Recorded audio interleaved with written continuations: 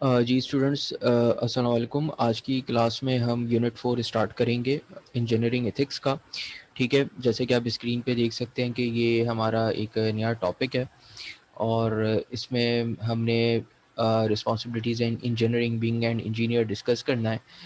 तो ये हम स्टार्ट करेंगे आज की क्लास में एक नया चैप्टर।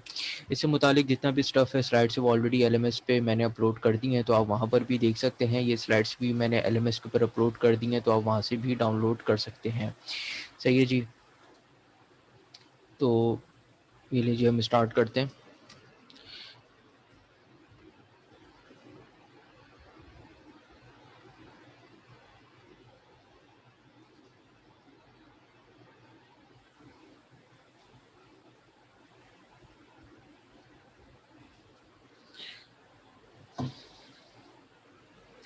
देखिए, इंजीनियरिंग एज अ प्रोफेशन क्या है? Hoover's view of engineering as profession, a great profession transforming ideas into useful products. जो हम इंजीनियरिंग के प्रोफेशन में हैं, इसके अंदर जो है हमारा जो जिसे कहते हैं कि हमारे आइडियाज़ को यूजफुल प्रोडक्ट्स में किस तरीके से ट्रांसफॉर्म किया जाए, ये सारी चीज़ें ये बताता है। जॉब्स जो हैं वो bring jobs and elevates standards of living, यानी कि हमारा स्टैंडर्ड ऑफ लिविंग जो है वो हाई करना और जॉब्स को मार्केट में लेके आना, इसी तरीके से डिफरेंट जो है इसमें सारी चीज़ें बताई गई हैं। खैर ये इतना इम्पोर्टेंट नहीं है, जो इम्पोर्टेंट है हम उस स्लाइड के ऊपर ज़्यादा टाइम लगाएंगे। कॉर्पोरेट ट्रेंड इन इंजीनियरिंग, देखिए engineers are invisible, less visible to general public. Engineers आपने अक्सर देखा होगा कि यूजुअली इतने विजिबल नहीं होते जनरल पब्लिक के लिए, या वो लेस विजिबल होते हैं। ठीक है। Corporate head are typical managers blame for any technological failures. ठीक है। जो कॉर्पोरेट हेड है वो किसी भी टेक्नोलॉजिकल फेलियर के लिए जो है वो क्या होता है, ब्लेम अपना हम उसको करते हैं।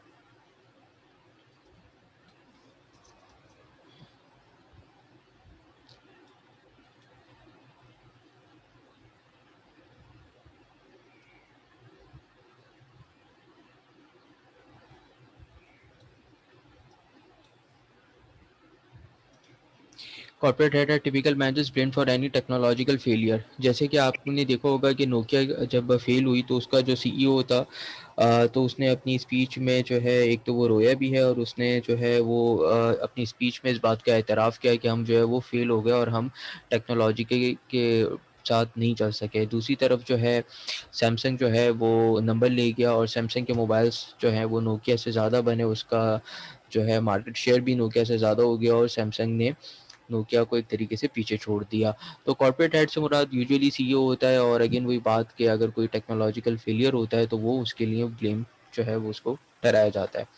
तीसरा पॉइंट है invisibility reduces the sense of accountability and responsibility among engineers. Again वही बात की, क्योंकि जो आपका आप देखें कि डिफरेंट कंपनीज के जो सीईओज हैं, यूजुअली या ज़्यादातर जो है हमें नहीं पता कि कौन सीईओ है।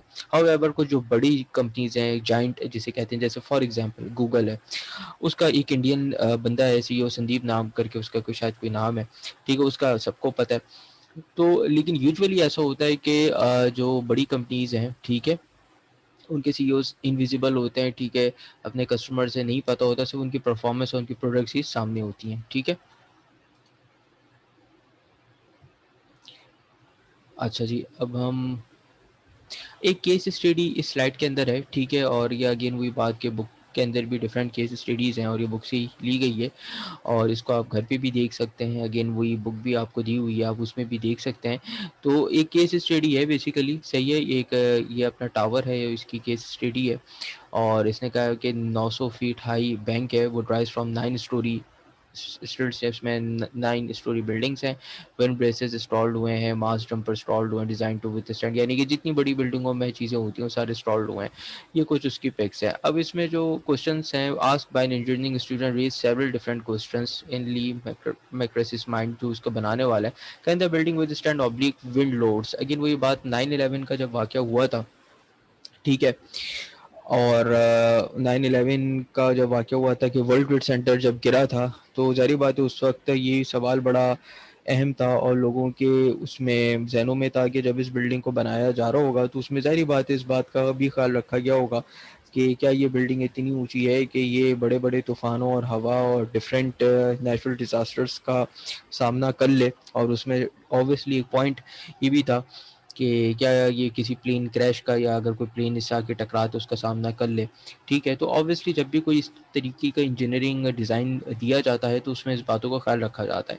हाउएवर 9/11 की अगर हम बात करें तो वर्ल्ड ट्रेड सेंटर एक बाकायदा प्री प्लान तरीके से डिमोलिश किया गया था।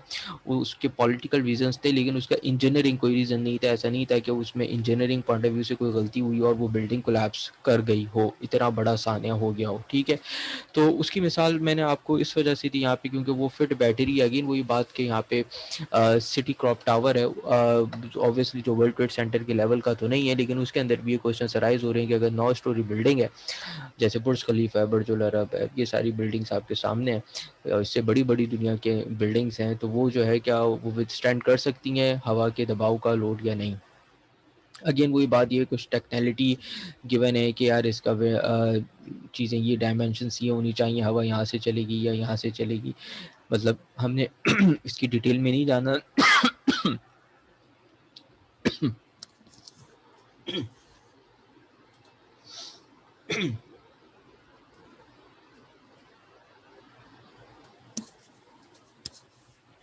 सॉरी फॉर डैट, हमने इसकी डिटेल में नहीं जाना।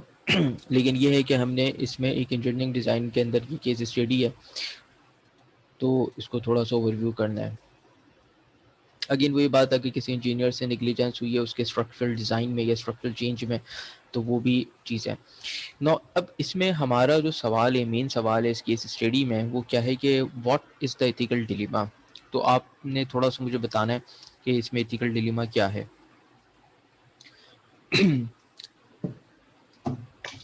ली Messurier faced an ethical dilemma in the form of conflict between, उसने 3 पॉइंट्स यहाँ पे दिए हुए हैं जो इस वक्त स्क्रीन पे आपके सामने हैं।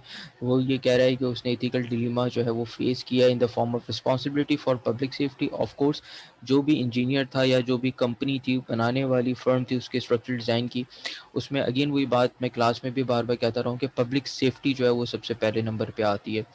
तो आपके पास रिस्पॉन्सिबिलिटी होनी चाहिए थी पब्लिक सेफ्टी की, number one. Number two, responsibility to various financial consistencies. Again वही बात, अगेन डिफरेंट फाइनेंशियल सिनेरियोज को भी टैकल करना उसकी रिस्पॉन्सिबिलिटी होनी चाहिए। और तीसरा ऑफ कोर्स हर किसी का सेल्फ इंटरेस्ट होता है और इसका मतलब सीधा सीधा ये है कि प्रॉफिट है, पैसे से इसका ताल्लुक है मेजॉरिटी केसेस के अंदर। इसके अलावा और भी सेल्फ इंटरेस्ट हो सकते हैं, जॉब के हवाले से, मार्केट शेयर के हवाले से, डिफरेंट। ठीक है, तो बेसिकली ये 3 पॉइंट्स हैं। अब आगे लिखा है कि व्हाट टू डू नाउ। अब उसका जो रिएक्शन तो क्या था, he convinced himself I have the information that nobody else in the world have, I should take action to prevent a big disaster. Again वही बात, थोड़ी देर पहले हम बात कर रहे थे कि जब भी कोई इस टाइप की बिल्डिंग बनाई जाती है, बड़ी बिल्डिंग या कोई भी बड़ा इंजीनियरिंग स्ट्रक्चरल डिज़ाइन बनाया जाता है, चाहे वो बिल्डिंग हो या कोई हो, उसमें एक डिज़ास्टर होने का हमेशा हमेशा डर रहता है और हमने उसको प्रिवेंट करना होता है। ठीक है, तो अगेन वही बात, हमने डिजास्टर्स को प्रिवेंट करना है। The problem was shared with the client, जो क्लाइंट है। अब अगेन ये सारी टेक्निकल चीज़ें हैं कि क्या क्या मतलब होना चाहिए, 2 इंच थिक प्लेट होनी चाहिए या और उस स्ट्रक्चरल डिज़ाइन में क्या क्या चीज़ें होनी चाहिए कि हम उसको और मजबूत से मजबूत तर बना सकें और जो है वो डिज़ास्टर को रोका जा सके। आगे इसी की ये सारी चीज़ें लिखी हुई हैं। अगेन वही बात कि उसने एक स्ट्रक्चरल डिज़ाइन दिया, जो इसमें मोटो है वो यही है कि उसमें एथिकल डिलीमा क्या है इस पूरी केस स्टडी के अंदर। ठीक है, तो एक केस स्टडी है, ज़ाहिर बात है कि आपके सामने, और इसके अंदर आपने ये पॉइंट आउट करना है कि एथिकल डिलीमा क्या है और इसको कैसे रोका जा सकता है। Criticism on leave missourier, insufficient oversight leading to bolted rather than welded joints। Again वही बात, ये टेक्निकल स्पेसिफिकेशन है, जहाँ जहाँ उसने गलतियाँ की या जहाँ जहाँ क्रिटिसिज्म उसको फेस करना पड़ा। For misleading the public about the extent of danger during reinforcement process. Again वही बात कि उसने जनरल पब्लिक को मिसलीड किया, यानी उनको मैनिपुलेटेड वे में इंफॉर्मेशन दी, सही इंफॉर्मेशन उनको नहीं दी। ठीक है, यानी मिसलीड किया या झूठ बोला, वॉट एवर आप कह सकते हैं। अगेन वही बात, ये भी अनएथिकल है। Facing temporary difficulties made Le Messurier to set a very good example. ठीक है, टेम्पररी डिफिकल्टीज उसने फेस की, ठीक है, और डिफरेंट उन्होंने जो है वो ethical behaviour by saving hundreds of thousands of life, ठीक है। अगेन वही बात के सामने आपकी लिखा है कि थाउजेंड्स ऑफ लाइफ हैं, ठीक है, और उनको सेव करना है, तो आप देख लें। Would you people behave ethically in your professional lifes? अब आपसे सवाल है कि आप अपनी प्रोफेशनल लाइफ्स में इथिकली बिहेव करेंगे, तो देखिए क्या क्या आपकी रिस्पॉन्सिबिलिटी हैं। ऑब्लिगेशंस यानी जो आपने करना ही करना है। आज मिसाल के तौर पे आपकी क्लास है, हम यहाँ पे अब बैठे हुए हैं 8 साढ़े 8 बजे, आप भी बैठे हुए हैं, ठीक है, ये हमारी ऑब्लिगेशन है। अकाउंटेबिलिटी, हमने जवाबदेही होनी है। कंसाइसनेस, हमने किस अच्छे तरीके से अगेन वही बात कि हमने अपने काम को परफॉर्म करना है। ब्लेम वर्दी प्रेज वर्दी, अच्छा हो जाता है तो हमने प्रेज वर्दी यानी कि भाई क्रेडिट जाना, और ब्लेम वर्दी बुरा हो गया तो सारी बात है कौन कसूरवार है। ये 4 चीज़ें देखी जाती हैं। तो देखते हैं ऑब्लिगेशन की क्या डेफिनेशन है, स्क्रीन पे आपके सामने है। I would like you people to have a look on it. Just take a minute and have a look on it.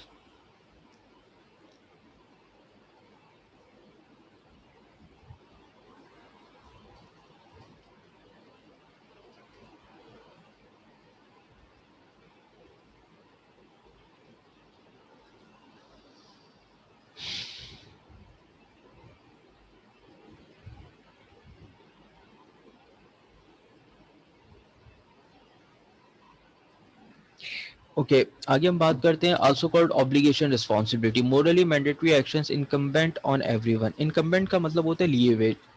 अगर आप इसका डिक्शनरी में मतलब देखोगे उर्दू के अंदर, तो आपको मिलेगा लिए हुए। अब क्या मतलब वो लिए हुए कि यानी कि जो भी जो कैंडिडेट है, जो morally mandatory action incumbent income actions incumbent on everyone, यानी कि जो कोई आप यूँ समझ लो कि morally mandatory actions incumbent on everyone, जो कि कैंडिडेट है, जो वो एक्शंस ले रहा है या वो कर रहा है या उसकी जिम्मेदारी है, उसकी बात कर रहे हैं। अदरवाइज अगर आप इसका डिक्शनरी में मतलब देखोगे तो उसमें आएगा लिए हुए, ठीक है, तो वो एक मतलब है। लेकिन अगर आप इस पूरे सेंटेंस में इसका मतलब देखोगे तो वो भी इसी तरह से आ रहा है कि मोरली मैंडेटरी एक्शंस, वो एक्शंस जो कि मोरली ज़रूरी हैं, इनकम्बेंट ऑन एवरीवन, ठीक है, यानी कि तमाम कैंडिडेट्स पे, तमाम लोगों पे लिए हुए एक्शंस जो ज़रूरी हैं। रोल रिस्पॉन्सिबिलिटी है, फिर safety engineer responsible for regular inspections at building site. अच्छा, इसकी मैं मिसाल दूंगा, जैसे कि आपके एयरलाइन के अंदर जो है वो बड़ा अहम होता है। आपको पता होगा अभी थोड़े मतलब 1 साल पहले सानिया हुआ था मॉडल टाउन का, जिसमें एयरक्राफ्ट जो है वो क्रैश कर गया था, ठीक है, पूरा का पूरा। उसमें काफ़ी लोगों की जानी भी गई। अगेन वही बात, जो सेफ्टी इंजीनियर होता है खासकर ये एयरलाइन में बड़ा क्रूशल काम होता है, उसकी मोरल, इथिकल और जॉब की रिस्पॉन्सिबिलिटी ऑब्वियसली वो तो है ही है, तो वो इंश्योर करे, रेगुलर इंस्पेक्शन करे कि भाई एयरक्राफ्ट में कोई फॉल्ट तो नहीं है, खुदा ना खास्ता कोई क्रैश का तो इम्कान नहीं है, वगैरह वगैरह। इसके अलावा सिर्फ एयरलाइन के अंदर ही नहीं बल्कि आम ज़िंदगी में भी जो बिल्डिंग है, साइट्स हैं, बिल्डिंग साइट्स हैं, ठीक है, और इसके अलावा डिफरेंट अगर कहीं पे सिविल इंजीनियरिंग का काम हो रहा है, कंस्ट्रक्शन का काम हो रहा है, बिल्डिंग साइट्स हैं, वहाँ पे भी सेफ्टी इंजीनियर का ये काम है, उसकी जिम्मेदारी है, इनफैक्ट उसकी ऑब्लिगेशन के अंदर आएगा कि भाई उसने इंश्योर करना है इस तमाम सेफ्टी पैरामीटर्स को और तमाम प्रोफेशनल एसओपीज़ को फॉलो करते हुए अपना एक इंजीनियरिंग रोल प्ले करना है। तो ये आप देखें स्क्रीन पे आपके सामने चीज़ें आ रही हैं। ये अकाउंटेबल, अगेन वही बात, दूसरे नंबर पे हम इस चीज़ को देखेंगे कि accountable, answerable two positions of authority for meeting obligations. Accountability क्या है कि आपने जवाबदेही करनी है, यू आर आंसरेबल, ठीक है। सेल्फ अकाउंटेबिलिटी यानी कि हमेशा जवाबदेही खुद से शुरू होती है। Wrong doing also called blame responsibility, आपने गलत काम कर दिया, अब आप ब्लेम गेम खेल रहे हैं, ठीक है। वॉलंटियरली इंटेंशनल रॉन्ग डूइंग हो रही है, निग्लिजेंस हो रही है, ठीक है। ब्लेम वर्दी, अगेन वही बात कि गलत हो जाए तो ब्लेम है, सही हो जाए तो प्रेज वर्दी है। ब्लेम, अगेन वही बात, ये चीज़ें आ गई। Who responsible designing the antenna tower. अब कंसाइशियस कंसाइशियस,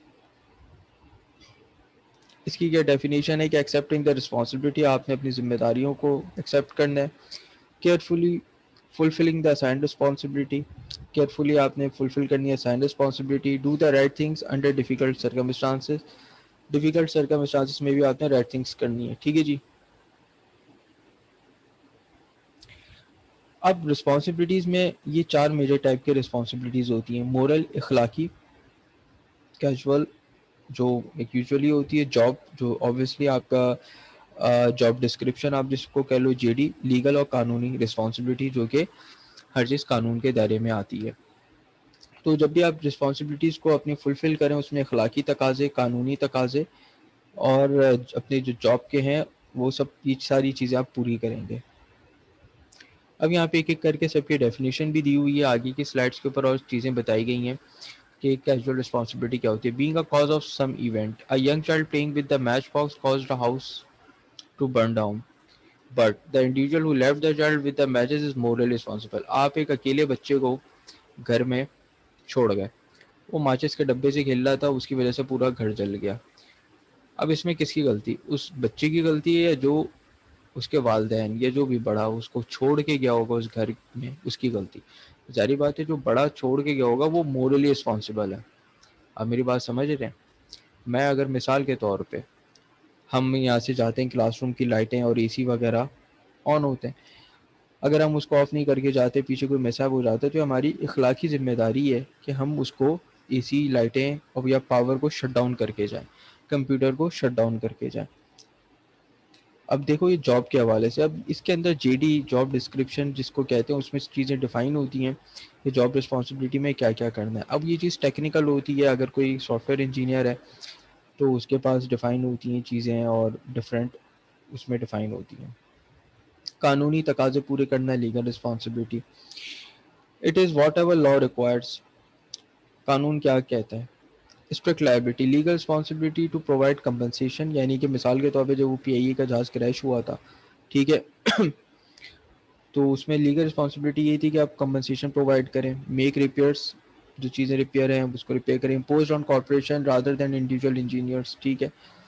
अगेन वही बात कि कॉर्पोरेशन पे ज़्यादा इम्पोज होगा, जैसे पीआईए कॉर्पोरेशन है क्योंकि उसमें गवर्नमेंट के शेयर ज़्यादा हैं, ठीक है, रादर देन इंडिविजुअल इंजीनियर्स, और रादर यानी इंडिविजुअल को पकड़ने की बजाय एक इदारा को जो है वो अकाउंटेबल होता है। आगे चलते हैं, हमारे पास the problem of many hands, so many people responsible for the tragedy that it is irrational and unfair to pin the responsibility of any individual person including me. देखिए कई जगहों पे एक बंदे का कसूर नहीं होता कि सिर्फ एक बंदी की वजह से जहाज़ गिर गया या बिल्डिंग गिर गई या किसी स्ट्रक्चरल डिज़ाइन में फॉल्ट हो गया, क्योंकि जाहिर बात है टीम होती है इंजीनियर्स की और उनके ऊपर चीफ इंजीनियर हो जाए जो सब काम कर रहे होते हैं मिल के ऊपर, तो प्रॉब्लम ऑफ फ्रैक्चर रिस्पॉन्सिबिलिटी, तो रिस्पॉन्सिबिलिटीज़ जो है वो ऊपर से नीचे तक सब में डिवाइड होती हैं, ठीक है जी। इसके अलावा इस केस स्टडी के अंदर जो आज हमने देखी इस स्लाइड के अंदर है कि एक स्ट्रक्चरल डिज़ाइन में मसला जो था एक बिल्डिंग में, उसमें एक सोल्यूशन प्रपोज किया गया था, लैरी मे ने, इफ हार्म हैज रिजल्टेड, ये सब आपके सामने लिखा हुआ है, ठीक है, फ्रॉम कलेक्टिव द,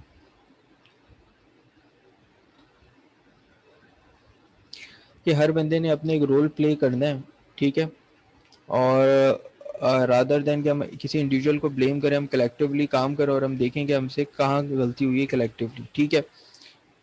इसके अलावा इंजीनियर्स अप्रोच टू रिस्पॉन्सिबिलिटी, अब ये इंपॉर्टेंट है वो इस तरह से कि आपकी रिस्पॉन्सिबिलिटी की तरफ क्या अप्रोच होनी चाहिए। Number one, responsibility spectrum, what is responsibility spectrum? Spectrum किसको कहते हैं? A set of different colours, एक बिखरा हुआ जिसे कहते हैं डाइवर्सिफाइड कलर के अंदर जो है वो स्पेक्ट्रम, ठीक है। अब इसमें क्या कहते हैं? Responsibility spectrum, minimalistic approach, doing as little as one can get away with and still stay out of the trouble, ठीक है, यानी कि मिनिमलिस्टिक अप्रोच क्या है कि कम से कम काम करना, ठीक है, और अपने आप को परेशानी से बचाना। Attitudes and dispositions that may take one above and beyond the call of duty, commitment to excellence, दूसरी अप्रोच क्या है कि हमें एक्सीलेंस को कमिट करना, अच्छे से अच्छा हमने काम करना है, एक्सीलेंस की तरफ मूव करना है। अगर मैं टीचिंग की मिसाल लूँ तो अगेन वही बात कि अपने टीचिंग में एक्सीलेंस को इंश्योर करना है, ठीक है जी। तो मेरे ख्याल से आज की क्लास में हम यहीं तक रखते हैं, ये 42 स्लाइड्स हैं हमारे पास, और अगेन वही बात, जो लोग लेट आए थे वो उनको मैं दोबारा बताता चलूँ कि हमने नया चैप्टर यूनिट 4 स्टार्ट किया है मिड के बाद, और अगेन वही बात, ये स्लाइड्स एलएमएस के ऊपर आ गई हैं, आप वहाँ से डाउनलोड कर सकते हैं। इसका जो है मैं वीडियो भी शेयर कर दूंगा यूट्यूब चैनल के ऊपर, ठीक है, और अगर कोई क्वेश्चन है तो अगेन वही आप मुझसे व्हाट्सएप के ऊपर कर सकते हैं, ठीक है। अटेंडेंस एज यूजुअल होगी, ठीक है, आप लोग क्लास में रहिएगा, मैं अभी इसको मतलब वीडियो ऑफ करने के बाद, रिकॉर्डिंग ऑफ करने के बाद अटेंडेंस के ऊपर आता हूँ, ठीक है जी। क्वेश्चंस अगर कोई है तो आप व्हाट्सएप पे कर सकते हैं, ठीक है। Thank you very much. आज की क्लास में यहीं तक रखते हैं। अल्लाह हाफिज़।